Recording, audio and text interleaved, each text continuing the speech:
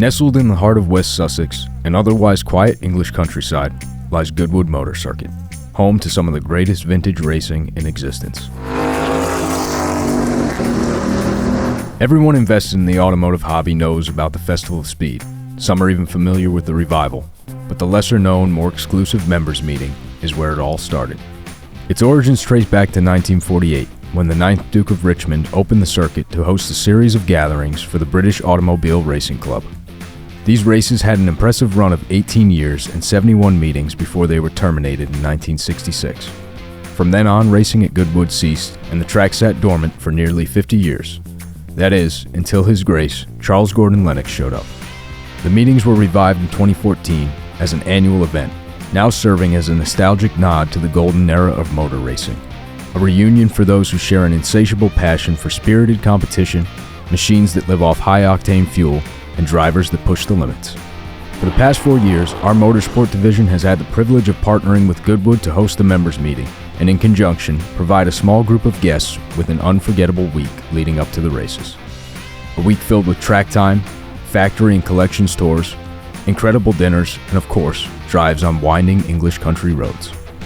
On Sunday evening, our guests arrived at the Goodwood Hotel, located just over a mile from the track. It's a microcosm of the occasion. As the week progresses, the parking lot fills with classic sports cars, and the rooms with eager enthusiasts. Once settled in, we greeted our guests with a welcoming cocktail hour and dinner, a gentle start to a not-so-average adventure. This year, we were once again met with perfect weather, so on Monday, we left behind our friend Richard Shirley and his 1953 London Country bus for a leisurely walking tour of the grounds and Goodwood House. Tuesday was the crowd favorite. We departed the Goodwood Hotel and set off just down the road to catch our first glimpse of the historic Goodwood Motor Circuit. And I don't mean a distant look. I mean real time behind the wheel of a multitude of vintage race cars. Whether it's the unassuming Lancia or the hard-charging BMW 1800, guests could find their own pace while being instructed on every corner and straight of the challenging course. And if they really wanted to get their adrenaline pumping, plenty of ride-alongs were available. Vintage Bentley, Mithrin cars, Lunaz, Charles Rainford in his 911 GT3 Cup, and Derek and Pat Drinkwater's recreations of Briggs Cunningham's Le Mans racers all took this track day to the next level. Not to mention, a visit from William I. Anson and the rarest, most original lightweight Jaguar E-Type in the world. Trust me, you don't want to know the price tag. Off track, the fun didn't stop. From testing your aim at clay pigeon shooting to learning the ropes of four-wheel drive in a classic Land Rover. And a highlight of the day that we can't neglect to mention was the awarding of GRRC membership, an honor our guests cherish and will enjoy the benefits of for years to come. To wrap up an exhilarating day, we put on some more formal attire and joined the Duke of Richmond for an exquisite dinner at his private estate. Wednesday was the first of 3 exciting driving days. We took the roads less traveled to a destination hidden away in a quaint little town. There, we found R.S. Williams, a premier Aston Martin restoration shop. Let me say, if details matter to you, this place will scratch that itch in your brain. Everything's done to a T. Bodywork, paint, setup, you name it. The engine shop is so clean that you can eat off the floor or a set of valve covers. And the finished products are really something to behold. They even had Sterling Moss's old DB5 in for some last-minute adjustments before handing the keys off to Dario Franchitti to thrash around at the members meeting.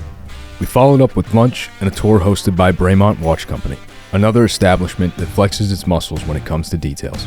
It's truly amazing to see the care and dedication that goes into making one of these pieces tick. Thursday held a long drive to Blenhan Palace, but again, we did our best to avoid the motorway and favor country roads. Roundabouts eventually had their way and pushed us onto the M4, but within a couple of hours, we were driving through the towering gates and down the tourist-riddled path of a country house known as the birthplace of Sir Winston Churchill. The beautiful facade has been blocked by scaffolding, but the trade-off is an incredible view from the roof. Following a few precautionary signatures and a couple hundred steps, we could see the noble task underway, the comprehensive restoration of architecture long lost and necessary to preserve. After lunch at the Orangery with the Duke of Marlborough, guests separated into groups for tours of the palace. Its stately interior of grand rooms and a wall-to-wall library was incredible, but what really stood out were the far-stretching English gardens that looked untouched, as if they've been the same for hundreds of years. A moment here made you truly appreciate the place you were in. On Friday, the final stop of the week was McLaren Technology Center. Having been on past itineraries, this was familiar, But on the eve of a Grand Prix, the energy within the building was different. All immediate focus was on the race in Bahrain, and even for those not directly involved, it was still on their mind. Very little of what we saw was allowed to be photographed, so you can imagine how impressive everything must have been. However, nothing could top sitting in the engineer's room watching Lando Norris qualify first, because while the Sky F1 stream has a delay, we were looking 2 corners ahead. Coming off that high, we returned to the hotel for a relaxing afternoon, where guests prepared for a VIP evening at the Black Tie Dinner. Held at the infamous Goodwood House and comprising more than 500 guests, to be in attendance is surreal. Champagne in the front hallways accompanied by a fleeting symphony of 2-stroke motorcycles ripping through the doorway and across a red carpet running down the center of the room. It's a sight we couldn't fail to capture, but after that, our phones returned to our pockets to enjoy good company, conversation, and a delicious meal. Saturday and Sunday arrived with pomp and circumstance. A herd of hounds and horses parade down the pavement in a tradition honoring the fox hunting heritage of the estate. But a quiet, almost ceremonial appreciation quickly turned to a track of roaring automobiles. With private access to the Jackie Stewart Pavilion, overlooking the chicane in Front Straight, it's safe to say we had the best seat in the house. As the weekend unfolded, we enjoyed unbelievable wheel-to-wheel battles, music, grand firework displays, the finding of new friendships, some of which brought us even closer to the action,